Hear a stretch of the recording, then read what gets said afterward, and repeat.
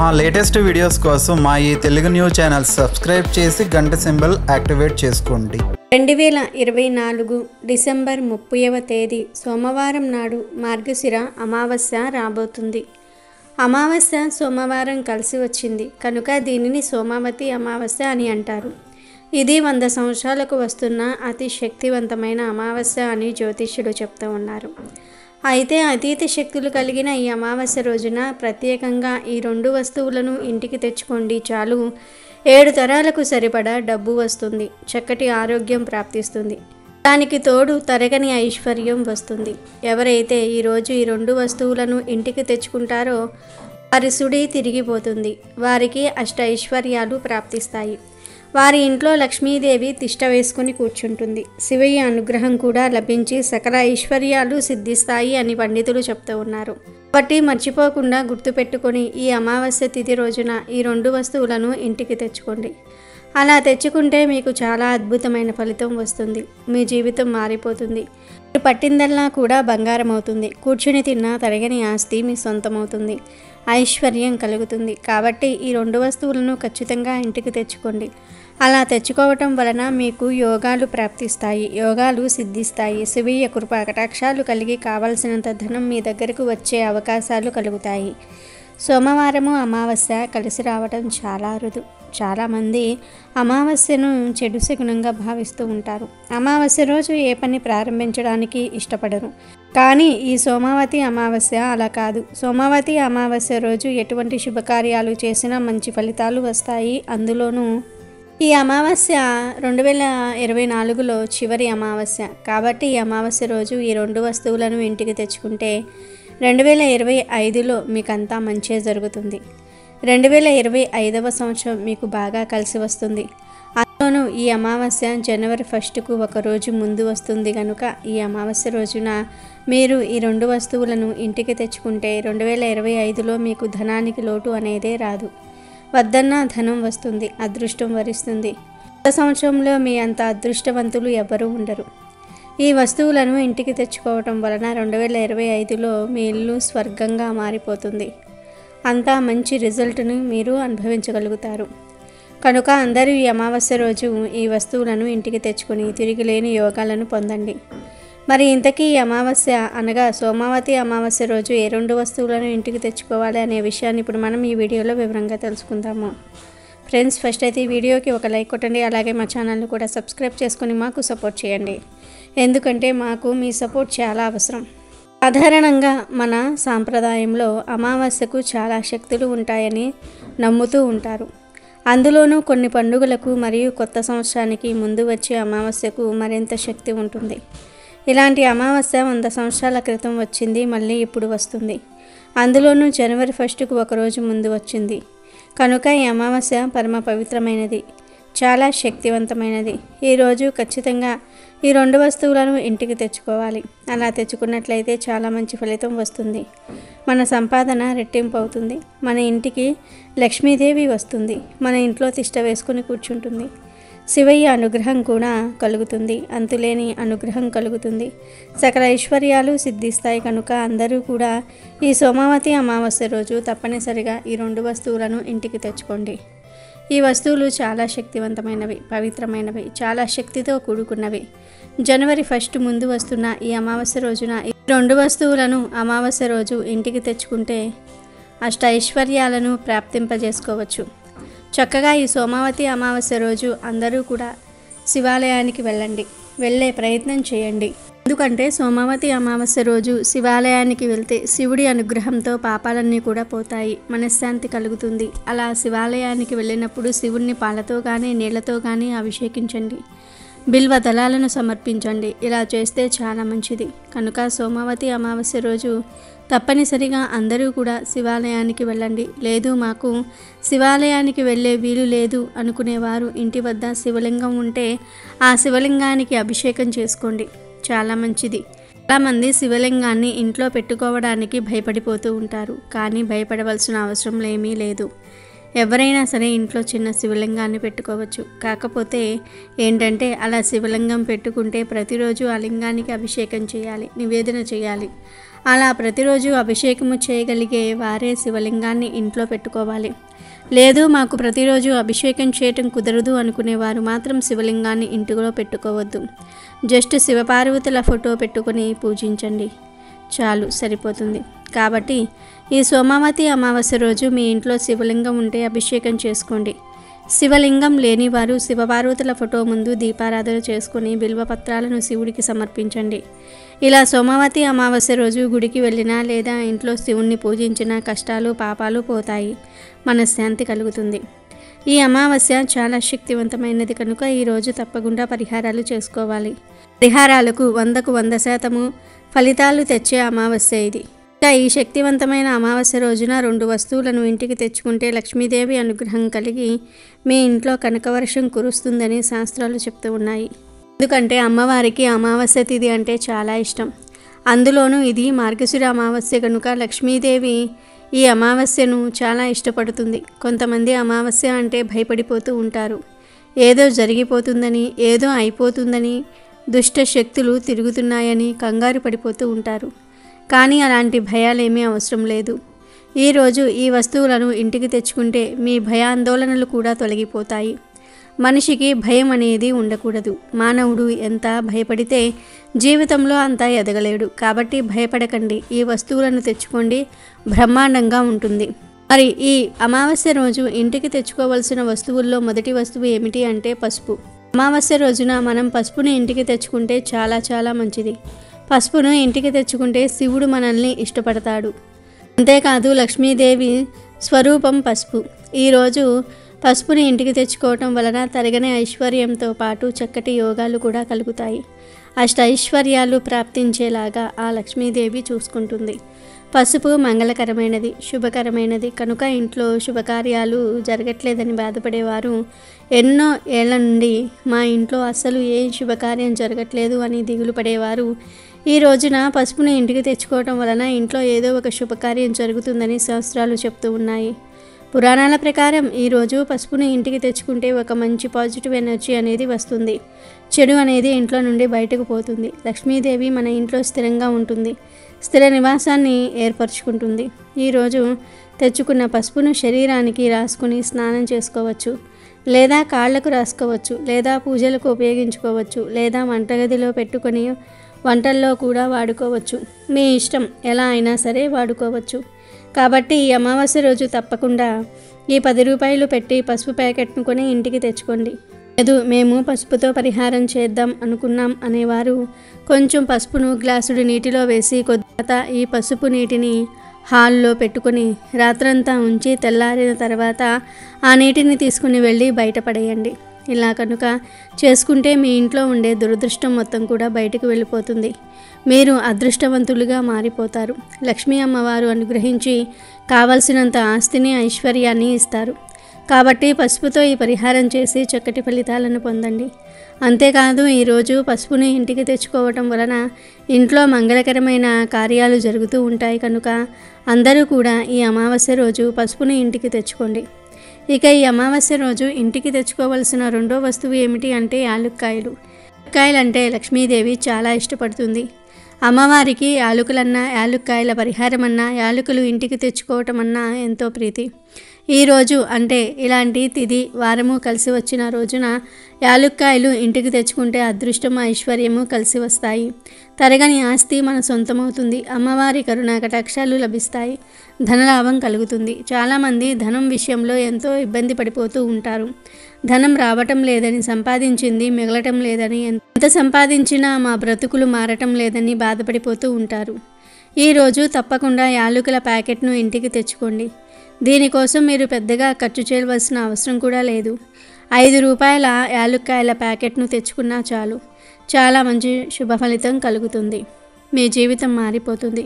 కనుక ఈరోజు యాలుక్కాయల ప్యాకెట్ను ఇంటికి తెచ్చుకోండి.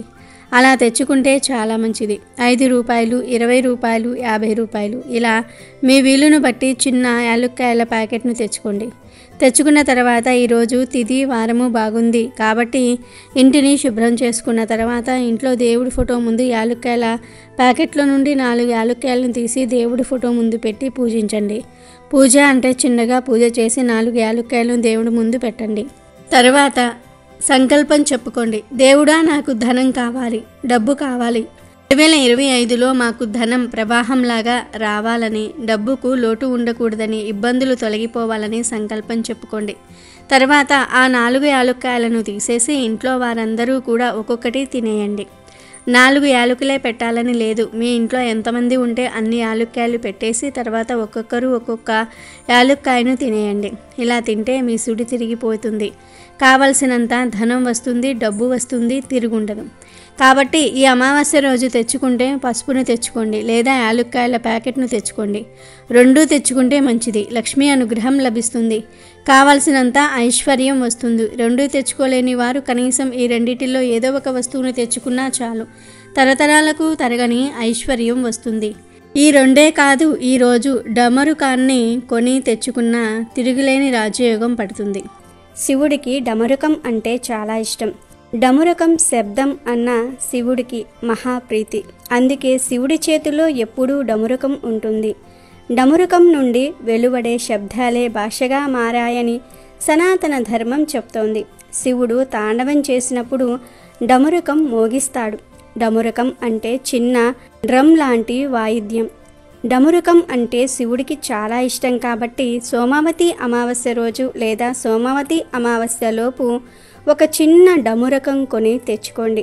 డమరుకాలు పూజా స్టోర్స్లో దొరుకుతాయి కనుక సోమావతి అమావాస్య రోజు ఒక చిన్న డమరుకాన్ని కొని తెచ్చుకొని పూజ గదిలో పెట్టుకోండి.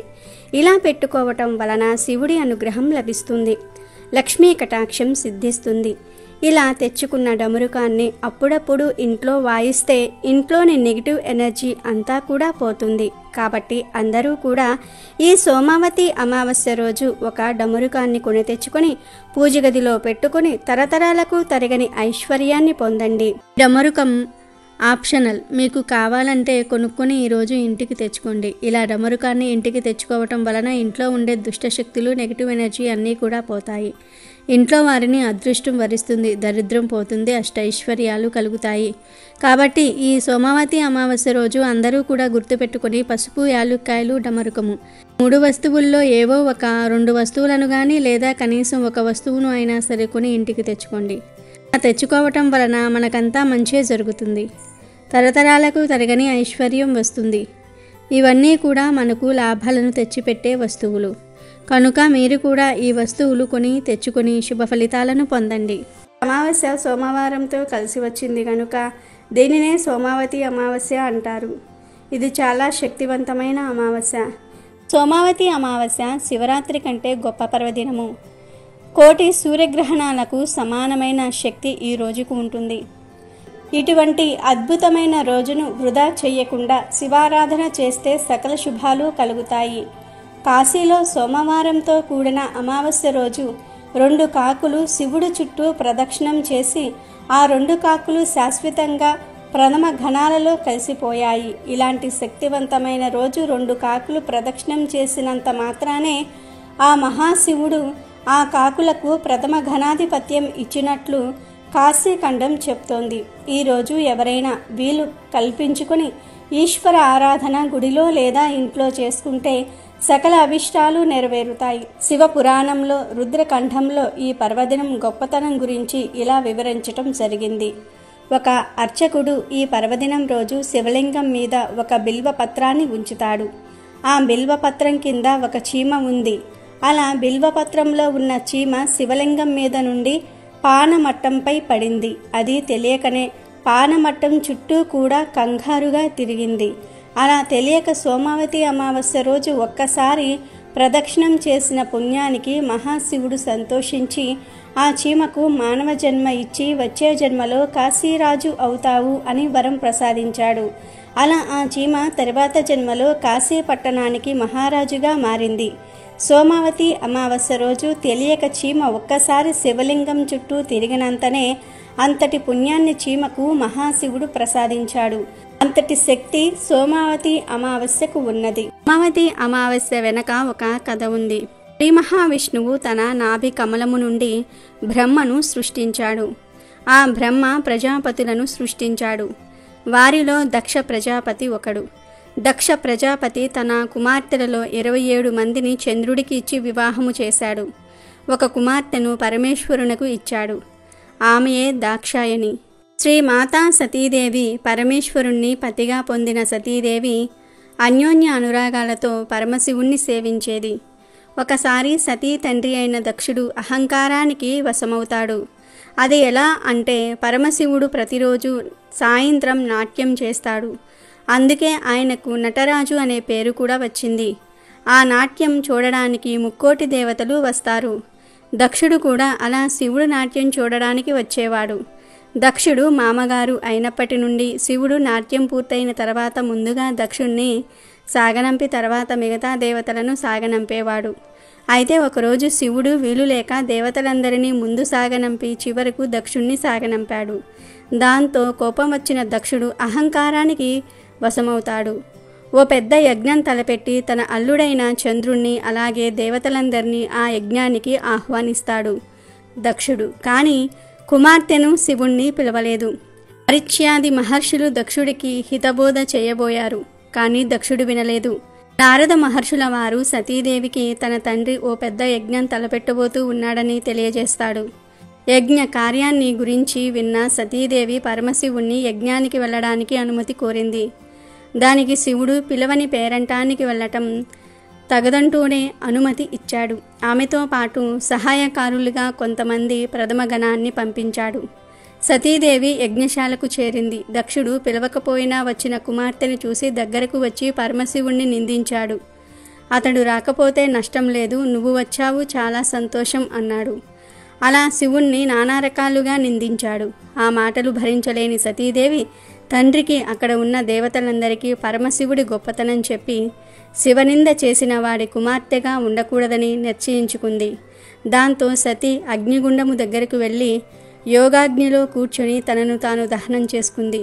సతీదేవి మరణం గురించి విన్న శివుడు ఆగ్రహోద్రగ్రుడయ్యాడు. వెంటనే తన వెంట్రుకలతో వీరభద్రుణ్ణి సృష్టించాడు. ప్రథమ గణాలతో పాటుగా ఆ వీరభద్రుడు దక్షుడి మీదకి దాడి చేశాడు. అక్కడ యజ్ఞానికి వచ్చిన వారందరినీ చితకబాదాడు. శివగణాల చేతిలో చావు దెబ్బలు తిన్న వారిలో చంద్రుడు కూడా ఉన్నాడు. చంద్రుడు సాక్షాత్తు శివుడికి తోడల్లుడు అయినా శివుణ్ణి అవమానించే కార్యక్రమంలో పాల్గొన్నందుకు తగిన శాస్తిని అనుభవించాడు. నిలువెల్లా గాయాలతో నిండిన చంద్రుడు వాటి బాధలకు తాళలేకపోయాడు. తనకు ఉపశమనం కలిగించమంటూ వెళ్ళి ఆ పరమశివుణ్ణి వేడుకున్నాడు.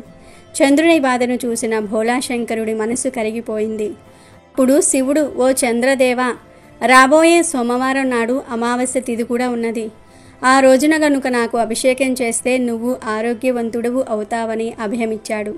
శివుని సూచన మేరకు చంద్రుడు సోమవారం అమావాస్య కలిసి వచ్చిన రోజున శివుడికి అభిషేకం చేసి తన బాధల నుంచి విముక్తుడయ్యాడు. అప్పటి నుంచి సోమవారం నాడు వచ్చే అమావాస్యను సోమావతి అమావాస్య అనే పేరుతో పిలవటం జరుగుతోంది. సోముడు అంటే చంద్రుడు అన్న అర్థం ఉంది.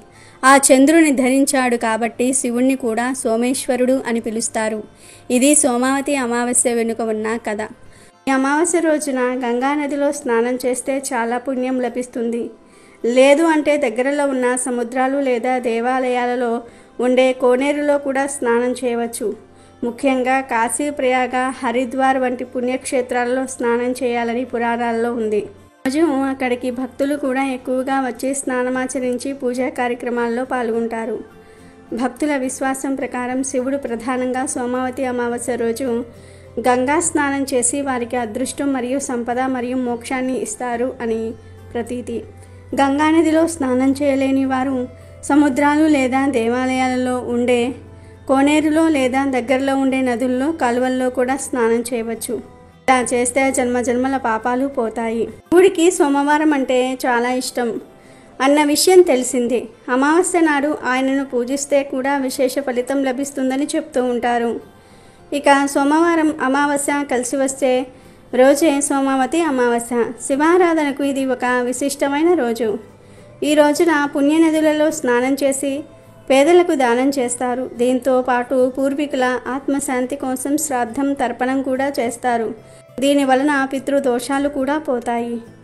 మిగతా దేవుళ్ల కన్నా శివుడు భక్తుల కోరికలను తేలికగా నెరవేరుస్తాడని, భక్తులను త్వరగా అనుగ్రహిస్తాడని ప్రతీతి.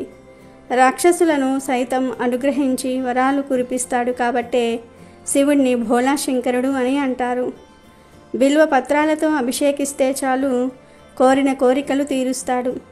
ఆ మహాదేవుణ్ణి ఎక్కువగా సోమవారం రోజు మాత్రమే పూజిస్తారు.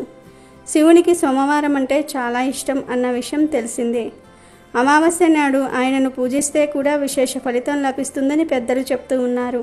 ఇక సోమవారము మరియు అమావాస్య కలిసి వచ్చే రోజే సోమావతి అమావాస్య. శివారాధనకు ఇది ఒక విశిష్టమైన రోజు. సోమావతి అమావాస్య రోజున శివుడికి అభిషేకం చేస్తే విశేషమైన ఫలితం వస్తుందని పండితులు చెప్తూ ఉన్నారు.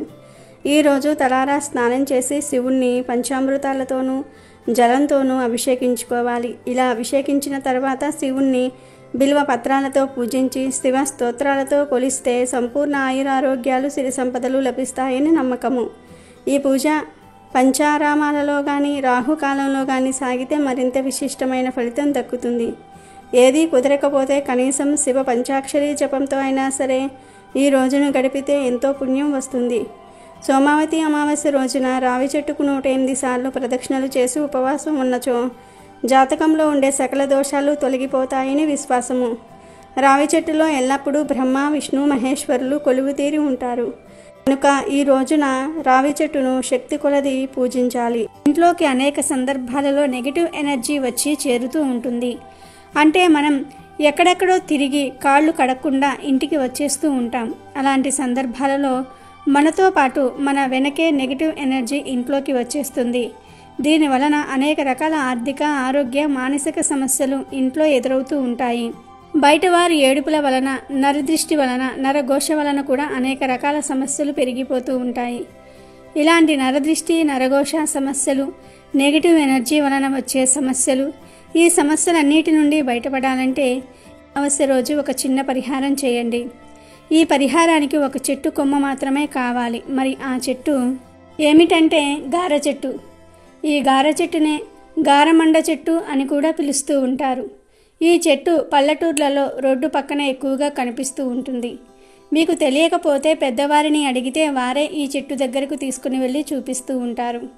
ఈ అమావాస్య రోజు గారమండ చెట్టు కొమ్మలను తీసుకుని వచ్చి తోరణంలాగా కట్టి మీ ఇంటి సింహద్వారానికి తోరణంలాగా కట్టుకోవాలి. లేకపోతే ఒక గారమండ చెట్టు కొమ్మను తీసుకుని వచ్చి సింహద్వారం దగ్గర పెట్టండి. లేదంటే మెయిన్ గేట్ ముందు అయినా సరే పెట్టుకోవచ్చు. చాలామందికి ప్రహరీ గోడలు ఉంటాయి. ఆ గోడ మీద పెట్టుకున్నా సరే సరిపోతుంది. కుదిరితే సింహద్వారానికి తోరణంలాగా కట్టండి, లేదా సింహద్వారం దగ్గర పెట్టండి, లేదా గేటు ముందు పెట్టుకోండి. ఇవేమీ కుదరకపోతే ప్రహరీ గోడ మీద పెట్టుకోండి. అమావాస్య రోజు లేదా అమావాస్యకు ఒకరోజు ముందే అయినా సరే గారమండను తెచ్చుకోవచ్చు. గారమండకు చాలా అతీంద్రియ శక్తులు ఉంటాయి. ఈ చెట్టును దేవతా వృక్షంగా కూడా చెప్తూ ఉంటారు. కాబట్టి ఈ గార చెట్టు దగ్గరకు వెళ్ళి, అమ్మ, మా అవసరం కోసం నీ కొమ్మను తీసుకుని వెళ్తూ ఉన్నాం, మా కష్టాలు తీరేందుకు సాయం చేయి తల్లి అని నమస్కారం చేసుకుని చెట్టు కొమ్మలను తెచ్చుకోండి. ఈ కొమ్మలపై పసుపు నీటిని చల్లి ఆ తర్వాత అమావాస్య రోజు సాయంత్రం 6:15 తర్వాత ఈ కొమ్మను ఇప్పుడు మనం చెప్పుకున్న ప్రదేశంలో పెట్టుకోండి. ఇలా చేయటం వలన నెగిటివ్ ఎనర్జీ పోయి దిష్టి దోషాలు కూడా పోతాయి. మీకు అన్ని శుభాలే జరుగుతాయి. ఇంకా ప్రతి ఒక్కరూ కూడా అమావాస్య రోజు కొమ్మను తెచ్చి ఇంట్లో అక్కడ పెట్టి సంతోషంగా జీవించండి. ఇక ఈ బకుల అమావాస్య రోజు కొన్ని పనులు అస్సలు చేయకూడదని శాస్త్రాలు కూడా చెప్తూ ఉన్నాయి. ఈ రోజు అంటే మార్గశిర అమావాస్య రోజు పొరపాటున కూడా సూర్యోదయం తర్వాత నిద్ర లేవకూడదు. అంటే సూర్యోదయానికి పూర్వమే నిద్ర లేవాలి అని దీని అర్థం. ఇలా ఈ రోజు చేయకపోతే అది దరిద్రానికి దారితీస్తుంది. ఇలా నిద్రలేచి తలస్నానం తప్పకుండా చేయాలి. మార్గశిర అమావాస్య రోజు తలస్నానం చేయకపోతే దరిద్రం. ఇలా తలస్నానం చేసే సమయంలో షాంపూలు ఏమీ వాడకుండా కేవలం తల మీద నీటిని మాత్రమే పోసుకోవాలి. ఇక ఈరోజు షేవింగ్, గెడ్డం చేసుకోవటం, గోర్లు కత్తిరించుకోవటం వంటివి అస్సలు చేయకూడదు. ఇలాంటి పనులు ఎంతో శక్తివంతమైన ఈ అమావాస్య రోజు చేస్తే దరిద్రం పడుతుంది. ఇలాంటి పనుల వల్ల భవిష్యత్తులో ఆర్థిక సమస్యలు ఎదురవుతాయి. పూర్వం అమావాస్య రోజు మధ్యాహ్నం మాత్రమే భోజనం చేసి రాత్రి అల్పాహారం తీసుకునేవారు. ఎందుకంటే అమావాస్య రోజు రాత్రి ఆహారం భుజించటం అనారోగ్యానికి దారితీస్తుంది. కాబట్టి ఈరోజు రాత్రికి అల్పాహారం తీసుకుంటే మంచిది. ఇక ఈరోజు ముఖ్యంగా ఉదయం 5 నుండి 6 గంటల మధ్యలో, సాయంత్రం 5 గంటల నుండి 6 గంటల మధ్య అసుర సంధ్య వేళల్లో తలకు నూనె పెట్టకూడదు. అమావాస్య రోజు ఇలా చేస్తే దరిద్రానికి సంకేతమవుతుంది. అదేవిధంగా ఈరోజు అంటే అమావాస్య రోజు పొరపాటున కూడా మధ్యాహ్నం నిద్రించకూడదు. ఇది దరిద్ర దేవతను ఆహ్వానించినట్లుగా అని శాస్త్రాలు చెప్తూ ఉన్నాయి. వీడియో నచ్చితే లైక్ చేయండి, షేర్ చేయండి, బట్ సబ్స్క్రైబ్ చేసుకోవడం మర్చిపోవద్దు.